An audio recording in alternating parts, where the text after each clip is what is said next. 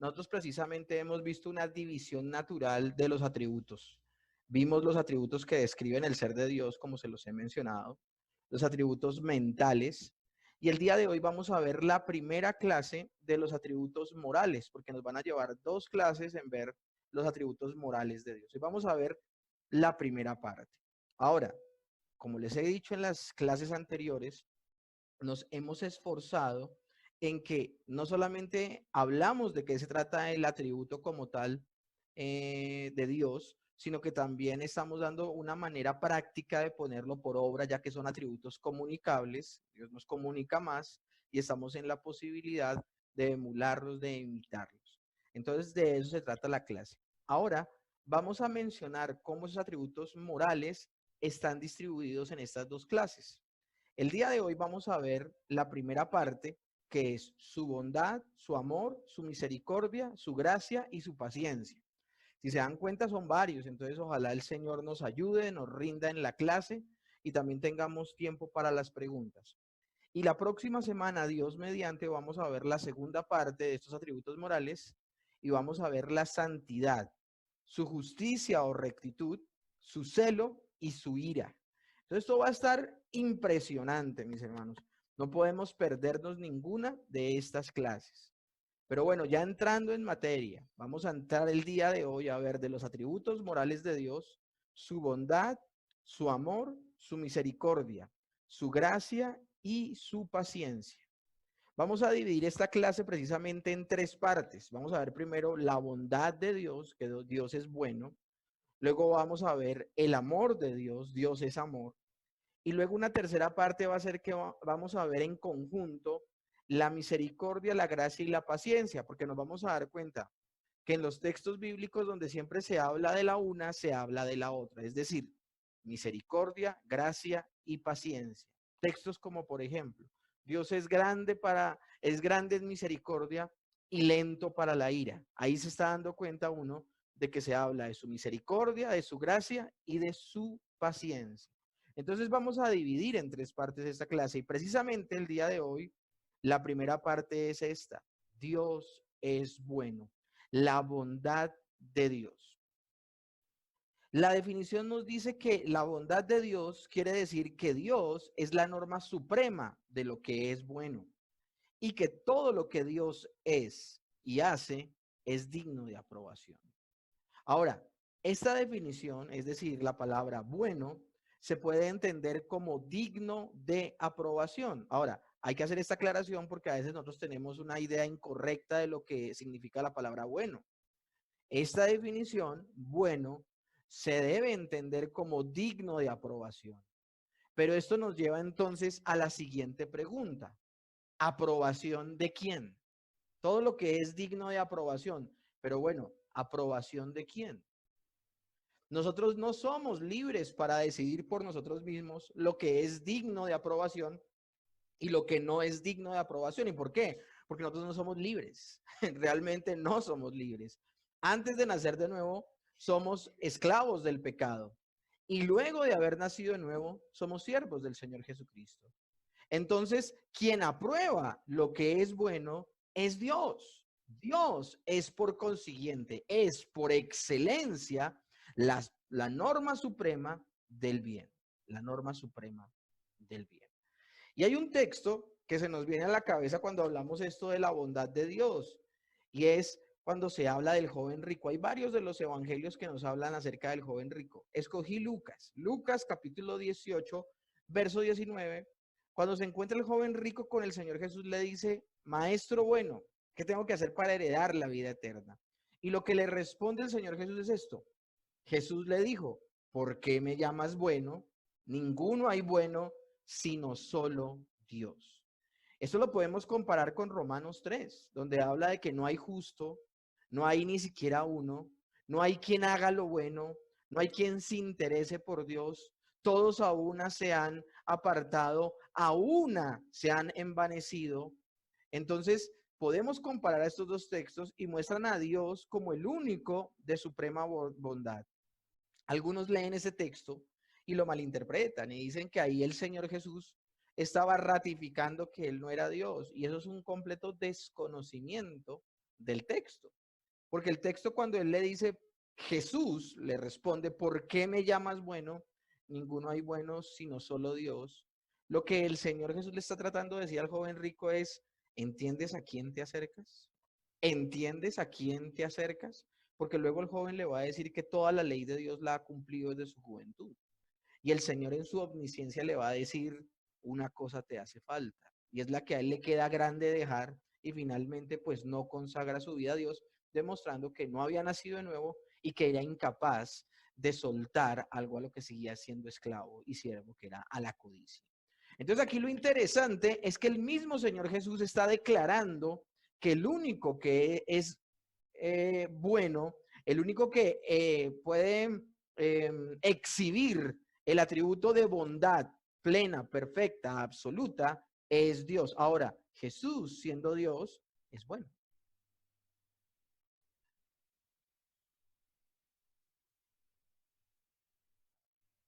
Y este punto me gustaría hablarlo de manera más profunda. Jesús, ¿qué es lo que implica cuando dice que ninguno hay bueno sino solo Dios? Está diciendo de manera explícita que el único perfectamente bueno es Dios. Entonces, mis hermanos, tenemos una definición del significado de bueno que nos ayudará grandemente. ¿Qué es bueno? Bueno es lo que Dios aprueba, porque no hay norma más alta de bondad que el propio carácter de Dios. Entonces, quien determina si una acción es buena es Dios. Quien determina que una acción es buena es Dios, no la acción misma, no quien realiza la acción, no quien desarrolla una labor. Nosotros estamos muy dados a escuchar términos como buenas obras, buenas obras. Y a veces no alcanzamos a dimensionar lo que eso significa delante de Dios. No sé si ustedes sabían esto, pero la Biblia dice que las buenas obras, las buenas intenciones del hombre no nacido de nuevo, o sea, las mejores intenciones del hombre que no ha nacido de nuevo, sus buenas obras, para el Señor son trapos de inmundicia. Y el término trapos de inmundicia en el texto, donde se habla en el Antiguo Testamento, se refiere a las toallas higiénicas de la época, que eran obviamente trapos que se usaban solo una vez y luego se desechaban. Imagínense, lo que es una buena obra para el ser humano, para Dios es una toalla higiénica usada. ¿Por qué razón? Porque la mayoría de personas que hacen buenas obras por no haber nacido de nuevo, no se portan bien para la gloria de Dios, sino para su propia gloria. Como de alguna manera poder decir, yo en esto he actuado bien. Y ese orgullo, esa altivez, ese no vivir para la gloria de Dios, a pesar de que hagan cosas buenas, cosas loables, obras buenas, esas obras son manchadas por su mismo orgullo y por no vivir para la gloria de Dios. Entonces, por eso, para el Señor, las buenas obras de una persona no renacida, no regenerada, no nacida de nuevo, son trapos de inmundicia. ¿Qué es bueno entonces? Bueno es lo que Dios aprueba, porque no hay norma más alta de bondad que el propio carácter de Dios. ¿Quién determina si una obra es buena o es mala? Dios. Ahora, como estamos hablando no de obras, sino estamos hablando de un atributo de Dios. Dios es la bondad. Es la representación perfecta de la bondad y por eso Él aprueba lo que es bueno y señala lo que es malo. Ahora, ¿por qué es bueno lo que Dios aprueba? Debemos contestar porque Él precisamente lo aprueba. Al aprobar el Señor una obra como buena, lo está haciendo porque Él es el termómetro, la máxima autoridad para declarar que una acción es buena.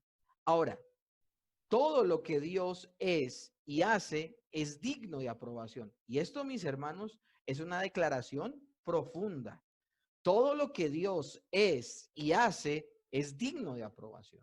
Por eso es un acto irracional que una persona después de que Dios haya permitido algo, levante su puño al cielo y diga, ¿por qué lo hiciste? ¿Por qué haces esto? Como dejando ver que Dios se ha equivocado. Si Dios permite una situación, si Dios actúa de una manera, es porque es lo mejor y tiene un propósito por el cual lo ha hecho o lo ha permitido. Vemos evidencias de esto en el relato de la creación, por ejemplo, mis hermanos. En el relato de la creación podemos ver esto. Génesis 1:31 dice, y vio Dios que todo lo que había hecho, y he aquí que todo era bueno en gran manera. También el salmista conecta la bondad de Dios con la bondad de lo que hace. Salmo 119:68 dice, tú eres bueno y haces el bien, enséñame tus decretos. La Biblia también nos dice que Dios es la fuente de todo bien en el mundo. Santiago 1:17, hablando de toda buena dádiva y todo don perfecto, desciende de lo alto del Padre de las luces. O sea, todo lo bueno, toda la fuente del bien en el mundo procede de Dios, procede de Dios. De hecho, el mismo apóstol Pablo anima a descubrir en la práctica cómo la voluntad de Dios en cuanto a nosotros es buena, es agradable y perfecta, que es lo que dice Romanos 12:2. No se amolden al mundo actual, sino sean transformados mediante la renovación de su mente.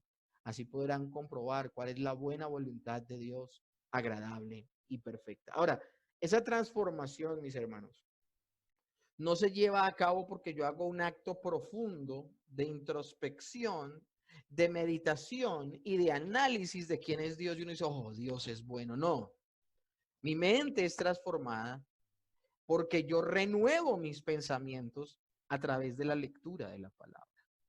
El renovar mi mente y el ser transformado por esa renovación no es un acto místico de introspección, de entrar en éxtasis, de blanquear los ojos y de hacer, sino que es un acto que comienza de manera intelectual al sentarme y meditar en las escrituras. Yo a ustedes les puedo asegurar y garantizar que ustedes tienen más motivos de darle gloria a Dios desde que comenzaban el seminario por cada atributo que han entendido de Dios que les permiten a ustedes tener un cuadro, pintar un cuadro más exacto del Dios al que adoran. Y esa renovación de mente los ha llevado a pensarse dos veces muchas cosas. Con el hecho de ustedes tener la seguridad de que el Dios es omnisciente y lo sabe todo, o es omnipresente, o es espíritu. Díganme si eso no le ha dado una relevancia más grande. Y como decía Mauricio en clases atrás, el Dios que tenemos es inmensamente grande. Eso es lo que sucede cuando nosotros meditamos en quién es Dios. Entendemos que su voluntad es buena, es agradable y es perfecta. Hoy, con el atributo de bondad, estamos viendo eso, que no solamente Él es bueno, sino que cada decisión que Él toma es la mejor y la más adecuada para cada situación. Imagínense esto. Ahora, la especial bondad de Dios para sus hijos. Romanos 8:28 dice, y sabemos que a los que aman a Dios, todas las cosas les ayudan para bien. Esto es, a los que conforme a su propósito son llamados. Todo lo que le sucede en su vida al Hijo de Dios tiene un propósito. Y el propósito es que llegue a puerto seguro, llegue a una vida eterna con el Señor. Pastor, si me enfermo, tiene que ver. Pastor, si tengo un desquebranto económico, también. Tengo una situación difícil en casa, también. Todo, ahora estoy hablando de las cosas más difíciles que podemos vivir, ¿no? Pero si algo te sale bien, recibes una bendición, tienes una excelente situación a nivel laboral o también tienes alguna situación maravillosa que festejar en tu familia, maravilloso. Tanto lo bueno como lo malo que nos ocurre está en la perfecta y buena voluntad de Dios que nos llevará a puerto seguro, y ese puerto seguro es la eternidad juntamente con Él. Incluso la disciplina del Señor es una manifestación de su amor para nuestro bien. Hebreos capítulo 12, verso 10 habla de que al día de hoy la disciplina no es causa de gozo para ninguno, pero que trae frutos apacibles de justicia a los que en ella han sido ejercitados. Y dice también el autor de Hebreos, pero esto para lo que nos es provechoso. O sea, aún Dios a veces nos mete en disciplina y forma nuestro carácter para nuestro provecho, porque es lo que más nos servirá en ese momento. Ahora, este conocimiento de la gran bondad de Dios debería entonces impulsarnos a dar gracias, a tener un corazón agradecido, un corazón lleno de gratitud, porque gracias a Dios en toda situación, Él está presente y nos conduce a su buena voluntad agradable y perfecta. Primera Tesalonicenses 5:18 señala esto: dad gracias en todo, porque esta es la voluntad de Dios para con vosotros en Cristo Jesús. Esta es la voluntad de Dios para con vosotros en Cristo Jesús. Ahora, la pregunta del millón: ¿cómo imitamos la bondad de Dios? Bueno, debemos imitar la bondad de Dios en principio, hagamos la aclaración, porque es un atributo comunicable y como tal estamos llamados a imitarlo. Ahora, debemos hacer lo bueno. Eso es en general, debemos hacer lo bueno. Vuelvo y repito, ¿qué es lo bueno? Pues hacer lo bueno es hacer todo lo que Dios aprueba. Gálatas 6:10 dice: así que según tengamos oportunidad, hagamos bien a todos y mayormente a los de la familia de la fe. Eso es un consejo que le está dando el apóstol Pablo a los Gálatas, que son creyentes. Es decir, le está diciendo a gente que ya ha nacido de nuevo que hagan lo que es correcto, lo que es bueno, según tengan la oportunidad, háganle bien a todos. Y dice, mayormente a la familia de Dios. Y tomando ese texto de hacerle bien a todos, es que vamos a hablar de nuestra aplicación. Es que vamos a hablar de nuestra aplicación. Debemos amar y hacer el bien, pero debemos tener claros de que estos conceptos, amar y hacer el bien, son conceptos sinónimos al interior de la Biblia. Ustedes dirán, ¿y eso qué tiene que ver? Tiene que ver mucho. Amar y hacer el bien son sinónimos. Tal vez nosotros no lo veíamos como sinónimos, los veíamos como dos conceptos completamente contrarios. Lucas capítulo 6:27, miren lo que dice. Pero a vosotros, los que oís, os digo, amad a vuestros enemigos, haced bien a los que os aborrecen. Y esto se llama un paralelismo, donde se dice doblemente algo, pero es lo mismo. Amad a vuestros enemigos resulta ser lo mismo que hacerle bien a los que nos aborrecen. Por eso les digo que amar y hacer el bien son sinónimos al interior de la escritura. Éxodo capítulo 23 del 4 al 5 dice esto: si encontrares el buey de tu enemigo o su asno extraviado, vuelve a llevárselo. Si vieres el asno del que te aborrece caído debajo de su carga, ¿le dejarás sin ayuda? Antes bien, le ayudarás a levantar. Por eso la jocosa foto que puse ahí, ¿no? Por eso la jocosa fotico que puse allí. Cuando nos damos cuenta de que Dios es la definición y la fuente de todo lo que es bueno, mis hermanos, nos daremos entonces cuenta de que Dios es el supremo bien que los hombres buscan. Dios es el supremo bien de lo que los hombres buscan, mis hermanos. De hecho, Agustín de Hipona dice lo siguiente: nos hiciste Señor para ti y nuestro corazón está inquieto hasta que descanse en ti. El mayor bien, lo más bueno que le puede suceder a una persona es conocer a Dios, nacer de nuevo y conocer por ese hecho, porque Dios se manifiesta, la persona que es regenerada, la persona que nace de nuevo, por ese hecho, tener comunión con Dios. Es el acto más bueno que le puede pasar a una persona.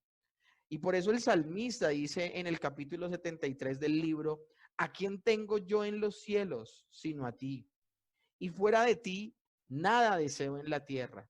Mi carne y mi corazón desfallecen, mas la roca de mi corazón y mi porción es Dios para siempre. Ahora vamos a entrar al segundo de los atributos que vamos a ver el día de hoy, y es el amor. Dios es amor. Y vamos a hacer lo mismo. Vamos a hablar de la definición y luego vamos a hablar de cómo lo podemos poner por obra. El amor de Dios quiere decir que eternamente Dios se da a conocer a otros. Dios se da a conocer a otros. Alguien dirá, ¿eso significa el amor? ¿El amor de Dios quiere decir que eternamente Dios se da a conocer a otros? Bueno, esta definición entiende el amor como una entrega de sí mismo para beneficio de otros. Mis hermanos, cuando hablamos de que el Señor se da a conocer. El amor de Dios quiere decir que eternamente Dios se da a conocer a otros. Nosotros debemos entender el término conocer. Por ejemplo, en Romanos capítulo 8, donde habla a los que antes conoció, a estos predestinó, y a los que predestinó a estos llamó, y a los que llamó a estos justificó, y a los que justificó a estos glorificó. Todo el hilo de oro de la salvación comienza con a los que antes conoció. Y no sé si ustedes han oído hablar de una frase que se llama, que dicen de, te quiero conocer, pero te quiero conocer en el sentido bíblico. ¿Qué significa el término bíblico de conocer? Este es el que significa. Dice la Biblia en Mateo capítulo 1 que María se halló embarazada, pero todavía José no la había conocido. Todavía José no la había conocido. Entonces, cuando hablamos de que el texto en Mateo dice, pero no la conoció hasta que tuvo al Señor Jesús, se halló en embarazo, encinta, pero no había tenido relaciones con José, era virgen, es lo que está refiriéndose. Está refiriéndose a no tener relaciones íntimas, relaciones sexuales, relaciones maritales. Hay gente que toma esto de manera muy occidental y piensa, pero no la conoció hasta que tuvo a Jesús. Es que no se conocían. Mucho gusto, soy José. Eso es imposible, mis hermanos. ¿Cómo estaban desposados si no se iban a conocer? Eso es imposible. Entonces, el término conocer está hablando de relación íntima, está hablando de comunión íntima, habla de algo que no es común, sino que es particular. Cuando la Biblia dice que Dios, el amor de Dios quiere decir que eternamente Dios se da a conocer a otros, ese darse a conocer es que se da a conocer como no se da a conocer con cualquiera. Esta definición entiende el amor como una entrega de sí mismo para beneficio de otros. Muestra que es parte de su naturaleza dar de sí mismo, a fin de dar bendiciones o bien a otras personas. Por eso está relacionado con la bondad de Dios. El amor de Dios está relacionado con el atributo, el amor de Dios está relacionado con el atributo de la bondad de Dios. Están relacionados. Un pasaje que dice explícitamente que el amor es parte de la naturaleza de Dios es primera de Juan capítulo 4 verso 8, donde específicamente dice, Dios es amor. Y la definición de este atributo dice, el amor de Dios quiere decir que Dios eternamente se da a otros. Y esto nos muestra que entre los miembros de la Trinidad, el amor siempre se ha dado, siempre se ha dado, porque alguien diría, bueno, entonces Dios antes de que hubiese creación, ¿cómo manifestaba su amor? Bueno, acuérdense que Dios ha existido eternamente en tres personas. Bueno, acuérdense, ¿no? Que no hemos visto eso de la Trinidad. Yo estoy hablando más desde su conocimiento previo, pero aquí en el seminario vamos a ver Trinidad y vamos a estudiar el fenómeno maravilloso de la Trinidad a profundidad. Entonces, no importaba que el Señor no hubiera creado a nadie, eternamente Él ha existido en tres personas, Padre, Hijo y Espíritu Santo, y entre ellos se manifiestan en amor. El amor eterno es la base de la relación del Dios Trino. De hecho, Jesús orando al Padre le dice, Juan capítulo 17, verso 24, porque me has amado desde antes de la fundación del mundo. Ese texto nos muestra cómo se amaban los miembros de la Trinidad. Eso continúa, de hecho, al día de hoy, en el presente. Juan 3:35 habla de este fenómeno. El Padre ama al Hijo y todas las cosas ha entregado en su mano. El primer pasaje habla en un pasado, la eternidad pasada, y el pasaje segundo, Juan 3:35, habla del presente en el momento en que escribe el autor el texto. El Padre ama al Hijo y todas las cosas ha entregado en su mano. Este amor es también recíproco, mis hermanos. Este amor también es recíproco. Juan capítulo 14, verso 31 dice, mas para que el mundo conozca que amó al Padre y como el Padre me mandó, así hago. Es decir, que no solamente el Padre ama al Hijo, sino que el Hijo ama al Padre. Y esto es maravilloso, mis hermanos. ¿Por qué razón? Amor es darse, es hacer. En el contexto bíblico, cuando se habla de amor, el amor no son esas maripositas en el estómago, no es ese sentimentalismo en el cual estamos nosotros acostumbrados, no es queda estupefacto. No, en el sentido bíblico, amar es hacer algo que demuestre ese amor. El amor se demuestra en el texto bíblico con acciones. Cada persona de la Trinidad gira en torno a dar gozo y felicidad a las otras dos personas de la Trinidad. El Padre vive en función de darle amor y gozo, felicidad al Hijo y al Espíritu Santo. El Hijo vive en función de darle amor, felicidad y gozo al Padre y al Espíritu Santo. Y el Espíritu Santo vive en función, en torno de dar gozo, felicidad, amor al Padre y al Hijo. Esto es maravilloso y es profundo. El amor, mis hermanos, entre el Padre y el Hijo, de hecho, caracterizará la relación con el Espíritu Santo. De la misma manera en que se aman el Padre y el Hijo, así se aman también con el Espíritu Santo.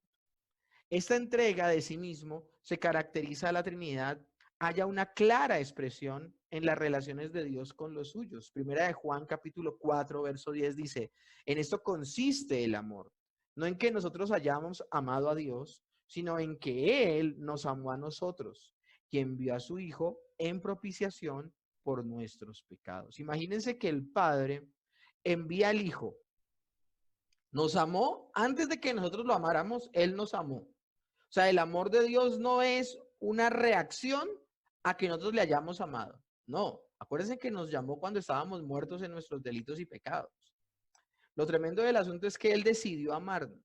A pesar de quienes éramos, decidió amarnos. Ahora, eso no es de que Dios me ama como soy, no, para nada. Dios no ama como soy. De hecho, aborrece lo que soy y por eso, al amarme, lo primero que hace al darme el Espíritu Santo es cambiarme. Entonces, esto es importantísimo que lo tengamos en cuenta. Me ama a pesar de quién soy. El deseo de Él es cambiarme. Pero lo interesante es esto, que dio lo mejor. La mejor muestra del amor del Padre hacia nosotros es que dio a su Hijo.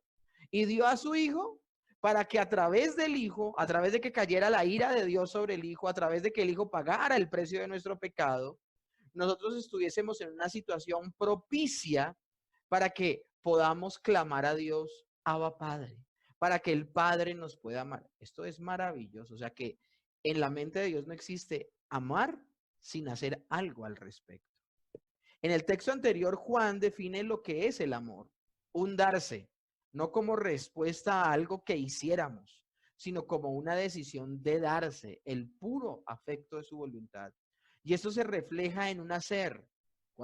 ¿Qué fue lo que hizo el Señor demostrando su amor por nosotros? Un amor completamente incondicional, no vio nada bueno en nosotros para amarnos. ¿Qué hizo Él? Envió a su Hijo.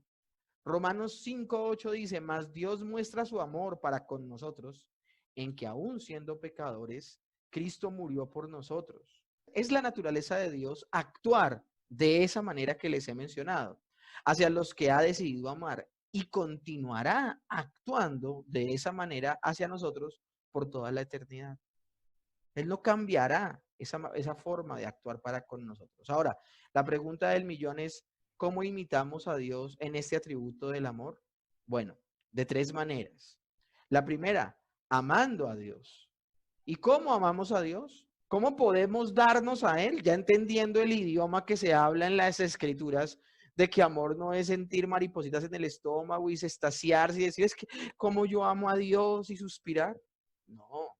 Ya hemos entendido que el amor bíblico se transmite en acciones. Bueno, ¿cómo amo yo a Dios? ¿Cómo puedo darme a Él? Obedeciendo sus mandamientos. La mejor manera en que yo demuestro que yo le amo es que obedezco a su palabra. Juan 14, del 21 al 25 dice, el que tiene mis mandamientos y los guarda, ese es el que me ama. Y el que me ama será amado por mi Padre y yo le amaré y me manifestaré a él. Respondió Jesús y le dijo más adelante, dice el verso 25, el que me ama, mi palabra guardará, y mi Padre le amará, y vendremos a él y haremos morada en él. El que no me ama, no guarda mi palabra. Y la palabra que habéis oído no es mía, sino del Padre que me envió. Entonces, mis hermanos, no hay una contradicción más grande que decir que yo amo a Dios y pecar. Y hablo de pecar como práctica, ¿no? Todo el tiempo, siendo consciente de que no debo hacer una cosa, pero la hago. Eso es una completa contradicción. Este es el principio de la vida cristiana en torno a los mandamientos del Señor. No los obedecemos, y esto, miren, mis hermanos, quiero dejarlo claro, porque esto es un principio, vuelvo y repito, de la vida cristiana. Porque alguien podría decir, bueno, ¿cómo así que obedecer los mandamientos? Pero a mí me dicen que fuimos salvos por gracia. Es que aquí no estamos hablando de salvación. Aquí estamos hablando de una persona nacida de nuevo, que tiene comunión con Dios y que dice amarle. Un incrédulo no ama a Dios. Un incrédulo ni le interesa reconciliarse con Dios. Un incrédulo está bien y se siente bien como está. Sí, puede tener episodios y puede tener momentos de donde no se siente bien y donde entra en crisis y todo eso, pero todo ese sentimiento y toda esa tristeza es en torno a que en su ego y en su naturaleza caída no logra lo que quiere. Pero no estamos hablando de que es una tristeza porque está en crisis con Dios. No, solamente el creyente entra en crisis existencial porque no tiene una relación con Dios, es cuando ya Dios empezó a operar en él y esa crisis lo conduce a abrazar a Cristo. Esas personas que han sido reconciliadas, esos creyentes, esos hijos de Dios, han sido alcanzados por Dios, ya han sido perdonados de sus delitos y pecados y no han hecho nada. No fueron perdonados porque cumplieron la palabra, porque obedecieron, porque hicieron algo correcto. Vuelvo y les repito el texto que les acabo de leer en la diapositiva anterior. Estando en nuestros delitos y pecados, Cristo murió por nosotros. Por gracia somos salvos. Estoy hablando de esa persona salva, esa persona que ha sido regenerada, esa persona que ha nacido de nuevo, que por actuar el Espíritu Santo en su vida dice, yo amo a Dios. Y la mejor manera de demostrar ese amor a Dios es obedeciendo la palabra. Es aquí donde viene el principio importante de la vida cristiana en torno a los mandamientos de Dios. El creyente no obedece los mandamientos de Dios para tratar de ganar la aprobación divina o para tratar de ganar su salvación. Eso sería una salvación por obras, una salvación por medio de la obediencia y eso no es posible.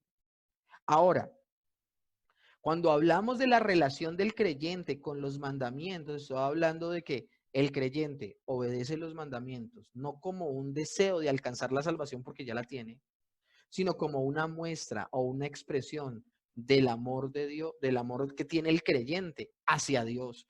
Por amor guarda la palabra de Dios, por amor. No porque está evitando el castigo, no porque está procurando la salvación, sino porque ya se sabe salvo. Y porque ama al Señor, lo mínimo que él puede hacer es comportarse de la manera correcta y vivir una vida que agrade al Dios que lo salvó. Primera de Juan capítulo 5, verso 3 dice, pues este es el amor de Dios, que guardemos sus mandamientos. El que obedece los mandamientos de Dios, mis hermanos, tiene que tomar decisiones, porque si guarda los mandamientos, agrada a Dios porque ama a Dios. Pero la persona que no guarda los mandamientos está agradando al mundo y el que agrada al mundo no puede agradar a Dios. Esta disyuntiva no puede estar presente en la vida del creyente. Esto es categórico, es puntual. El que obedece los mandamientos de Dios está demostrando que no ama al mundo. Primera de Juan 2:15 dice, no améis al mundo ni las cosas que salen al mundo. Si alguno ama al mundo, el amor del Padre no está en él. Entonces, mis hermanos, podemos amar a Dios porque Él nos amó primero. Primera de Juan 4:19 dice, nosotros le amamos a Él porque Él nos amó primero. Y esta es una verdad maravillosa, mis hermanos. Saber que nosotros, aún en este estado, podemos darnos a Dios y que esto sea placentero a Dios es completamente maravilloso, porque les digo, para el Señor le resulta maravilloso, le resulta algo que en lo que Él se agrada cuando ve a sus hijos andar en su palabra y andar en obediencia. Eso le agrada al Señor, que el creyente viva para su gloria. Ahora, ¿de qué otra manera? La pregunta es, ¿de qué otra manera puedo poner en práctica el mandamiento de el amor? Bueno, este atributo de Dios del amor también lo podemos poner en práctica cuando no solamente amamos a Dios, sino en segunda instancia cuando amamos a nuestro prójimo. Primera de Juan 4:11 dice, amados, si Dios nos ha amado, así debemos también nosotros amarnos los unos a los otros. Es una respuesta natural. Si el amor de Dios está en mi vida, uno, amo a Dios obedeciendo sus mandamientos y dos, amo a mi prójimo. Juan 13:35 dice, en esto conocerán todos que sois mis discípulos, si tuviereis amor los unos por los otros. Pero también hay una tercera instancia, una tercera forma en que demostramos este atributo del amor en nuestra vida. Y es amando no solamente a nuestro prójimo, a nuestro próximo, a nuestro hermano en la fe, sino también al incrédulo, al no creyente, amando al que no nos ama. Mateo capítulo 5, verso 46 al 48 dice, porque si amáis a los que os aman, ¿qué recompensa tendréis? ¿No hacen también lo mismo los publicanos? O sea, los que viven para sí, los que no han nacido de nuevo. Ellos también aman a los que los aman. Aman a sus hijos, a su esposa, a sus padres. Y si saludáis a vuestros hermanos solamente, solo a los creyentes, ¿qué hacéis de más? ¿No hacen también esto los gentiles? Sed pues vosotros perfectos, como vuestro Padre que está en los cielos es perfecto. Entonces, mis hermanos, la palabra de Dios habla de que cuando nosotros decidimos amar a aquellos que nos odian o que nos censuran, nos marginan, nos señalan, nos persiguen, estamos imitando al Señor. Nosotros podemos en reciprocidad darnos nosotros mismos y agradar a Dios. Dios se goza de ver esos atributos reflejados en sus hijos. Nuestro amor a otros dentro de la comunión de los creyentes es tan evidente una imitación del amor de Cristo. Ahora, también nosotros, prueba de que el amor de Dios habita en nuestras vidas, es que tenemos la misma capacidad de amar a nuestros enemigos y reflejar así el amor de Dios. Ustedes dirán, ¿cómo así que reflejo el amor de Dios cuando amo a mis enemigos? Dice la palabra que Él entregó a su Hijo cuando nosotros estábamos muertos en nuestros delitos y pecados. Y si estábamos muertos en nuestros delitos y pecados, ¿éramos amigos de Dios o éramos enemigos de Dios? Éramos enemigos de Dios. Estábamos separados, éramos por naturaleza hijos de ira, lo mismo que los demás, como le dice el apóstol Pablo a los Efesios. Y aún en ese momento el Señor nos habló. Luego en la persona de Cristo nos reconcilia, que es diferente. Este es un resumen entonces de la voluntad divina. Mateo 22, del 37 al 39, y vemos que el Señor mismo nos insta a poder imitar el atributo del amor en nuestra vida. Jesús les dijo, amarás al Señor tu Dios con todo tu corazón y con toda tu alma y con toda tu mente. Este es el primer y más grande mandamiento.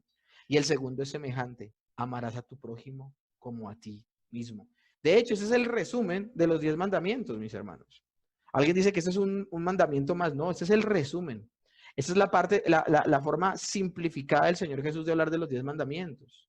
Porque es que, mis hermanos, la primera parte de los 10 mandamientos son mandamientos que demuestran el amor que tenemos para con Dios. Y desde honra a tu padre y a tu madre en adelante hasta no codiciarás, habla de la forma en que demostramos nuestro amor a nuestros iguales, a nuestros pares, al género humano en general. Esos son los 10 mandamientos.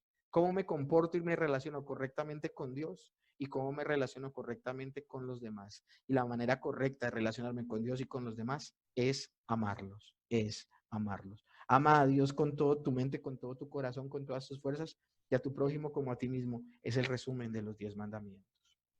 Y hoy, la tercera parte de esta clase es esta. Vamos a ver los atributos de misericordia, gracia y paciencia, que como se los he mencionado, esos atributos son aspectos de la bondad de Dios hacia personas en situaciones específicas. Vuelvo y repito, estos tres atributos, misericordia, gracia y paciencia, son atributos o aspectos más bien.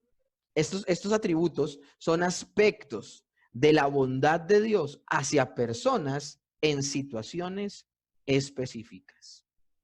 Las definiciones se las voy a decir de manera simultánea.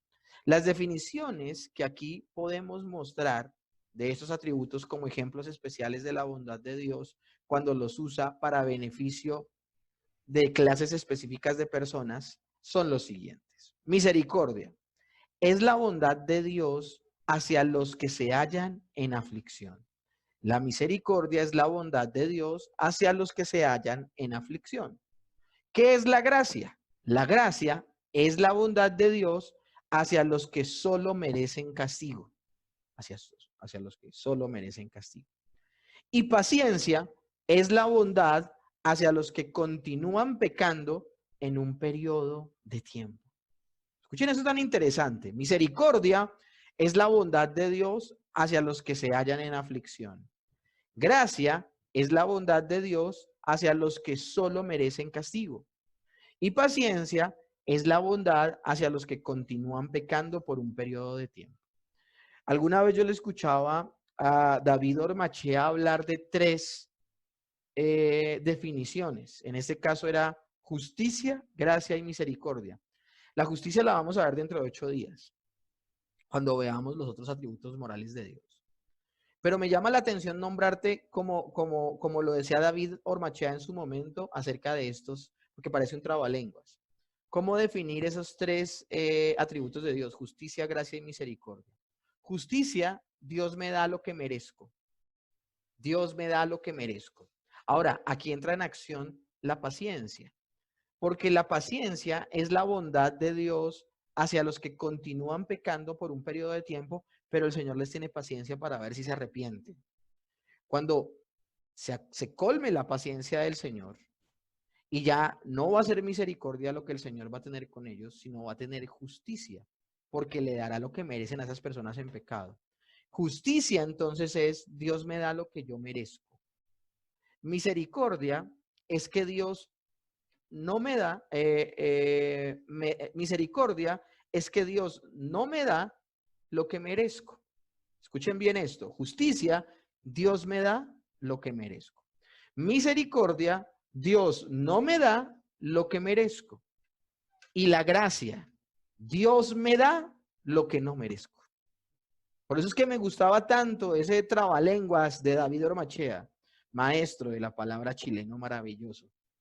Justicia, Dios me da lo que merezco. Misericordia, Dios no me da lo que merezco. Y gracia, Dios me da lo que no merezco. Estas tres definiciones, junto a las que están en pantalla, ojalá robustezcan el carácter maravilloso y complejo de nuestro Dios. El Antiguo Testamento menciona precisamente, ahora volviendo a la presentación, el Antiguo Testamento menciona estos atributos juntos en muchas ocasiones, mis hermanos. Los nombra juntos en muchas ocasiones. Debido a esto puede parecer difícil distinguirlos, pero las características de una y otra sí podemos mencionarlas. Éxodo 34:6 es un ejemplo de cómo aparecen juntas estas palabras, estos atributos.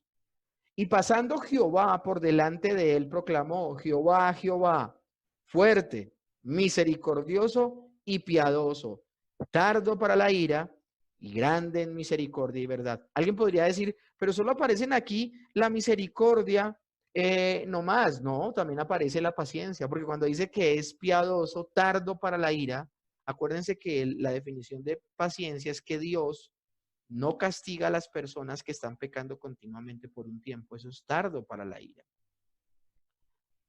Las características de la misericordia a menudo se recalcan en donde las personas están afligidas y sufriendo en la Escritura. Perdón. David, conociendo este atributo de Dios, recurre a él en medio de su disciplina. Segunda de Samuel, capítulo 24, verso 14 dice: Entonces David dijo a Gad: en grande angustia estoy. Caigamos ahora en manos de Jehová, porque sus misericordias son muchas, mas no caiga yo en manos del hombre. Cuando David peca lastimosamente haciendo un censo que el Señor no le ha mandado hacer, dice la Escritura que el Señor lo pone a escoger entre tres alternativas de castigo. Y es el profeta Gad el que viene y le dice: estas son las tres opciones que Dios te da de castigo. Y él dice: yo prefiero caer en las manos de Dios que en las manos de los hombres, porque Dios es misericordioso. También los dos ciegos que querían que Jesús viera su aflicción y lo sanaran, clamaron de tal manera en Mateo capítulo 9. Pasando Jesús de allí, le siguieron dos ciegos y dando voces decían: ten misericordia de nosotros, hijos de David, hijo de David. El paralelo de este texto es Marcos, donde se habla de Bartimeo, donde se hace el énfasis en uno de esos dos ciegos. Esto es maravilloso porque ellos apelan a la misericordia de Dios. no tienen la obligación en el caso de David, pero tampoco en el caso de los ciegos tienen la obligación, pero ellos apelan a la misericordia de Dios, a la bondad de Dios, a que Dios es bueno, de que los sane o que los discipline. Debemos imitar entonces a Dios en su misericordia. Dice 2 Corintios 1 del 3 al 4, bendito sea el Dios y Padre de nuestro Señor Jesucristo, Padre de misericordias y Dios de toda consolación, el cual nos consuela en todas nuestras tribulaciones, para que podamos también nosotros consolar a los que están en cualquier tribulación, por medio de la consolación con que nosotros somos consolados por Dios. Mis hermanos, lo que hemos recibido de gracia, démoslo de gracia. Y el Señor a veces nos ha permitido pasar por momentos y situaciones de verdad difíciles, donde hemos visto la mano de Dios, donde hemos visto su misericordia. Y el Señor les aseguro que nos va a permitir estar en situaciones donde podamos extenderle la mano a alguien y ayudarle, así como vimos la misericordia de Dios con la cual Él nos ayudó. Y Mateo capítulo 5, verso 7, en el Sermón del Monte, el Señor Jesús dice, bienaventurados los misericordiosos, porque ellos alcanzarán misericordia. Ahora, mis hermanos, como yo lo predicaba en su momento con las bienaventuranzas, esto no quiere decir que yo soy misericordioso con los demás para yo mismo alcanzar misericordia, no.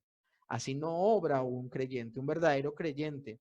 Obra en misericordia porque él ha visto la misericordia de Dios en su vida y no hablo en situaciones extremas, hablo en una de las mayores formas en que el Señor mostró su misericordia. Me merecía el juicio, me merecía la condenación y Dios tuvo de mí misericordia y me salvó. O sea, deudores somos del Evangelio, mis hermanos. Ahora, cuando hablamos de la gracia de Dios, estamos hablando de su favor hacia los que no merecen favor, sino solo castigo. Y aquí es donde traigo apelo a la definición de David Ormachea. Dios me da lo que no merezco. Una persona que ha pecado, una persona que solo merece castigo, lo último que merece es la gracia de Dios. Es lo último que merece. Ahora, el término, tanto misericordia, como también a veces hablamos de la gracia, viene de raham, que significa mimar o acariciar. Es por eso que en torno a los que solo merecen ira, el Señor dice, por ejemplo, en Éxodo 33:19, tendré misericordia del que tendré misericordia y seré clemente para con el que seré clemente. Nunca la gracia y tampoco la misericordia nunca serán una obligación, sino que Dios siempre la da voluntariamente. Es decir, el Señor no es deudor de ningún ser humano cuando nos referimos a gracia y misericordia. El Señor no es deudor, no es deudor. Por eso no hay un acto no sé, tan errático el enojarse porque Dios no salva a todo el mundo. La salvación es por gracia. Y uno demandar que Dios salve a todo el mundo es desconocer lo que es la gracia y lo que es la misericordia. Es desconocerlo completamente. Porque yo no le puedo exigir a Dios que tenga gracia. Yo no le puedo exigir a Dios que tenga misericordia. De hecho, ustedes van a ver a David inclinándose en el piso, clamando por misericordia, como también a los dos ciegos inclinados, clamando, Jesús, hijo de David, ten misericordia de mí. O sea, lo que son la gracia y la misericordia no son una deuda que Dios tiene con nosotros, es un regalo. Por eso no la podemos demandar, por eso no la podemos exigir. Aquellos que exigen gracia, aquellos que exigen misericordia, se comportan como los obreros de la viña que se enojan porque al Señor le plació pagarle a los que trabajaron solo una hora, pagarles a ellos un denario como los que han trabajado 12 horas. El Señor no estaba teniendo un agravio con los que trabajaron 12 horas. Ese era el sueldo legal de la época por trabajar 12 horas. La actitud grandiosa del dueño de la viña no se ve, sino es cuando le da a una persona que solo ha trabajado una hora un denario. Le está actuando en gracia. Eso no es lo que él se merece, pero él se lo da. Él se lo da. O sea que si alguien se enerva con estas verdades de la Escritura, no está entendiendo nada acerca de la gracia y la misericordia de Dios, porque estas nunca serán una obligación, sino que Dios siempre las dará de manera voluntaria y de manera libre. Romanos capítulo 9:15 dice, pues a Moisés dice, tendré misericordia del que yo tenga misericordia y me compadeceré del que yo me compadezca. O sea, eso ya entra es en el estadio de el arbitrio del Señor.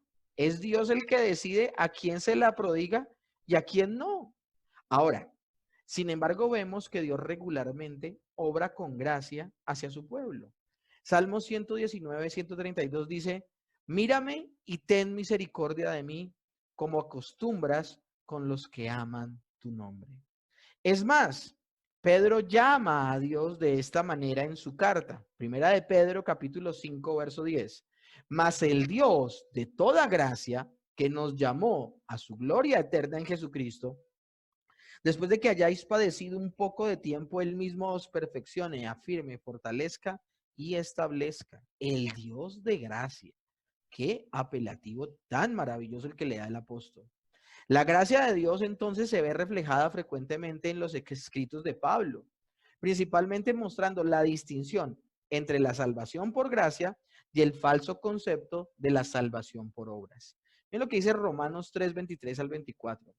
Por cuanto todos pecaron y están destituidos de la gloria de Dios, siendo justificados gratuitamente por su gracia mediante la redención que es en Cristo Jesús.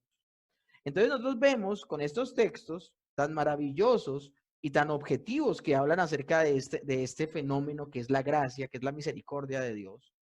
La gracia entonces es el favor de Dios que Él concede gratuitamente a los que no merecen ese favor, a los que no merecen ese favor. Romanos 11:6 dice, y si por gracia, ya no es por obras. De otra manera, la gracia ya no sería gracia.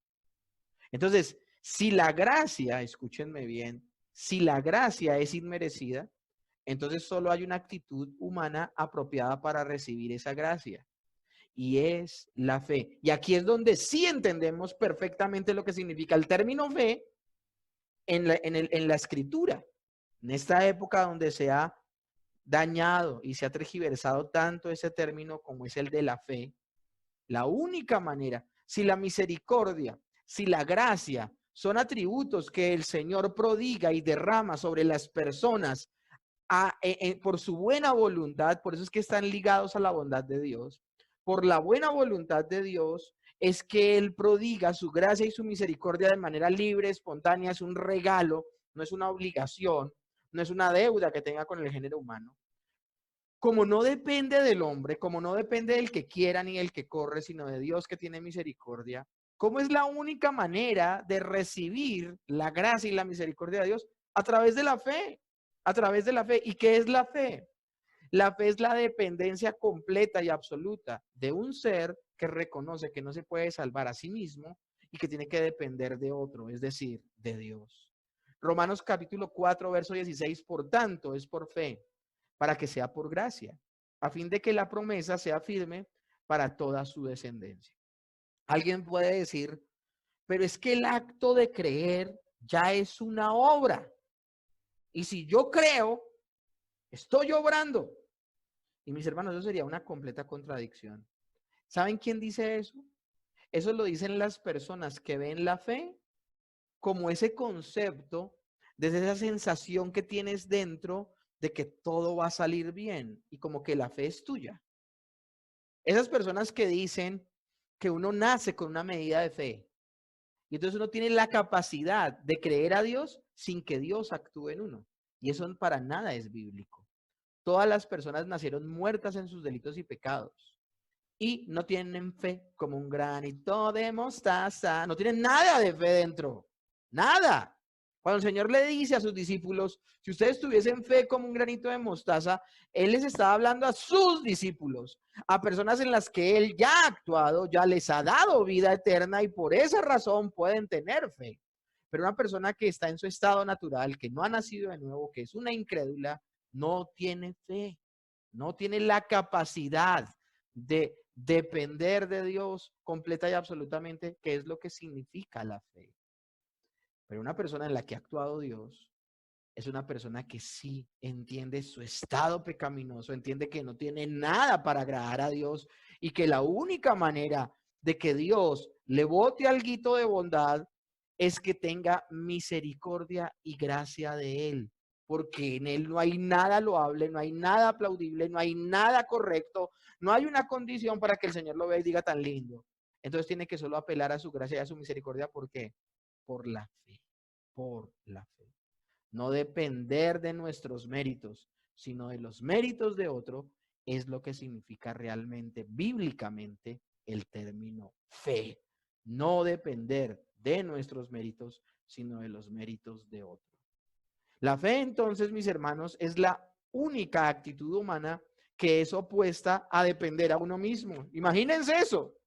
La actitud diametralmente opuesta, la actitud diametralmente opuesta a depender de nosotros mismos es tener fe en Dios, porque es depositar nuestra confianza no en nosotros mismos, sino en Dios, porque esto incluye confianza o dependencia de otro.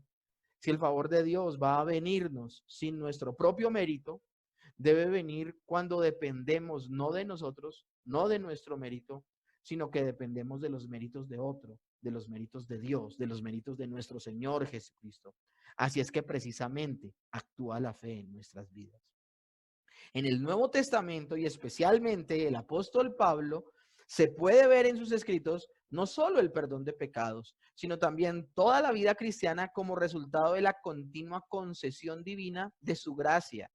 Pablo por eso puede decir, por la gracia de Dios soy lo que soy. Podemos creer, es por la gracia de Dios. Podemos arrepentirnos, es por la gracia de Dios. Podemos creerle a Dios, es por la gracia de Dios. Podemos ir a la palabra y depender completamente y absolutamente de lo que dice ella. Es por su gracia, es porque Dios ha actuado en nuestras vidas. Y finalmente, mis hermanos, la paciencia de Dios. Cuando hablamos de que el Señor es paciente, es que es lento para la ira y grande en misericordia. Miren cómo están conectadas la bondad, la misericordia y la gracia con la paciencia. Yo antes de hablarles de todo lo que les tengo preparado en esto de la paciencia de Dios, alguien podría decir, pero Dios sí es paciente. Les voy a poner un ejemplo, mis hermanos, solo un ejemplo de la paciencia de Dios. El Señor está viendo cómo en Génesis el mundo se está torciendo, cómo aún los hijos de Dios han dejado de llegarse a las hijas de Dios y empiezan a llegarse a las hijas de Caín.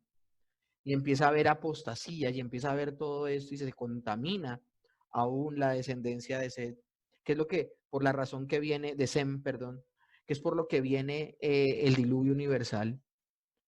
Y algunos piensan que el diluvio universal sencillamente se demoró 120 años porque el Señor lo había anunciado 120 años atrás a Noé, y el Señor esperó 120 años a que Noé construyera el arca y ya. No, mis hermanos. Si nosotros nos damos cuenta, hacemos un seguimiento, a la primera persona a la que Dios le habla de que Él va a venir con un juicio es a Enoc. Y eso lo podemos ver en el libro de Judas, en el libro en la carta de Judas podemos ver cómo el Señor le habla a Enoc de un juicio que va a venir. Y cuando el Señor le habla de esto, paralelamente nace su hijo, que es Matusalén. Matusalén no solamente es el hombre que más ha vivido, porque se quería llevar el Guinness Record de hombre más longevo del mundo. 969 años vivió Matusalén. No, Matusalén es una señal de la paciencia de Dios, mis hermanos. Porque el Señor le habla a Enoc y le dice, va a venir un diluvio.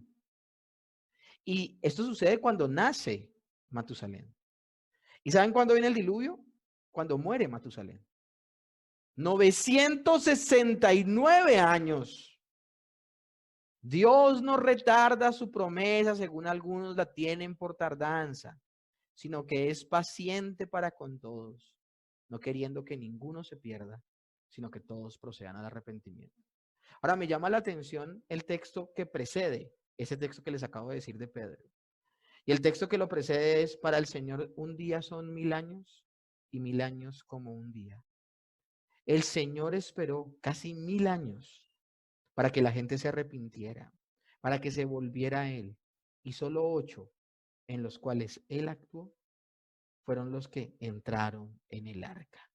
Y ahí podemos ver, y brilla maravillosamente, el atributo de la paciencia de Dios. Romanos capítulo 3:25 dice, a causa de haber pasado por alto en su paciencia los pecados pasados. Ahora, el Señor hablando de las obras de expiación, Pablo nos muestra la paciencia de Dios también. Romanos 2:4. ¿O menospreciáis las riquezas de su benignidad, paciencia y longanimidad, ignorando que su benignidad te guiará al arrepentimiento? Mis hermanos, el Señor espera y espera porque Él quiere que las personas se arrepientan. En el Antiguo Testamento, por una parte, frecuentemente habla de Dios como lento para la ira. En Éxodo 34:6, en Números 14:18, en el Salmo 86:15, en el Salmo 103:8, en el Salmo 145, aún en el libro del profeta Jonás y en Nahum capítulo 1. Se habla de que Él es lento para la ira, pero también que su paciencia lo que está buscando es que la gente se arrepienta. ¿Cómo debemos entonces imitar nosotros el atributo de paciencia de Dios? Dice Santiago en su carta, por esto, mis amados hermanos, todo hombre sea pronto para oír, tardo para hablar, tardo para airarse. Hay algunos creyentes que dicen, no, es que yo soy así, ese es mi genio, yo soy berraco, soy mal geniado, a mí se me vuela rápidamente. Pues no está entendiendo muchas cosas acerca de Dios. Sí, nosotros tenemos una personalidad que el Señor nos dio, nosotros tenemos un temperamento, pero el Señor está buscando formar nuestro carácter. Y nuestro carácter, aunque no modifica nuestra personalidad, sí quiere el Espíritu Santo tomar el control de nuestro temperamento. En muchas partes de la Escritura dice, airaos y no pequéis, no se ponga el sol sobre vuestro enojo ni le des lugar al diablo. En ese texto que acabo de leer de Santiago, habla de que debemos ser tardos para la ira. Entonces, este texto entonces no aplica a una persona que es colérica. Si es creyente, sí aplica en su vida. La paciencia exige confianza, momento tras momento en que Dios cumplirá sus promesas y propósitos en nuestra vida en el tiempo que Él ha escogido. De hecho, hay algo que se llama la templanza, mis hermanos. Nosotros debemos aprender a ser pacientes, mis hermanos. Pacientes en momentos difíciles, pero también pacientes con algunas personas que de pronto tratarán de dispararnos el genio. Efesios capítulo 4, verso 2 dice, con toda humildad y mansedumbre, soportaos con paciencia los unos a los otros en amor. La paciencia no solamente se ve evidenciada en nuestra vida cuando esperamos a las promesas de Dios o cuando esperamos que una situación difícil cambie, ahí ejercitamos la paciencia, sino también cuando nos encontramos con personas creyentes o incrédulos que nos colman la paciencia. Nosotros debemos con toda humildad y mansedumbre soportar con paciencia los unos a los otros. Les tengo noticias, mis hermanos. La iglesia de Dios es perfecta porque Dios está en ella, pero es imperfecta porque nosotros estamos en ella. Y a veces tenemos entre hermanos que soportarnos con paciencia los unos a los otros. Ahora, vuelvo y repito, nuestra confianza en el Señor pronto cumplirá sus propósitos para nuestro bien y su gloria nos permitirá ser pacientes. Santiago, nuevamente ahora el capítulo 5, pero el verso 8 dice, tened paciencia también vosotros y afirmad vuestros corazones porque la venida del Señor se acerca. Aún para la venida del Señor tenemos que esperar con paciencia su manifestación.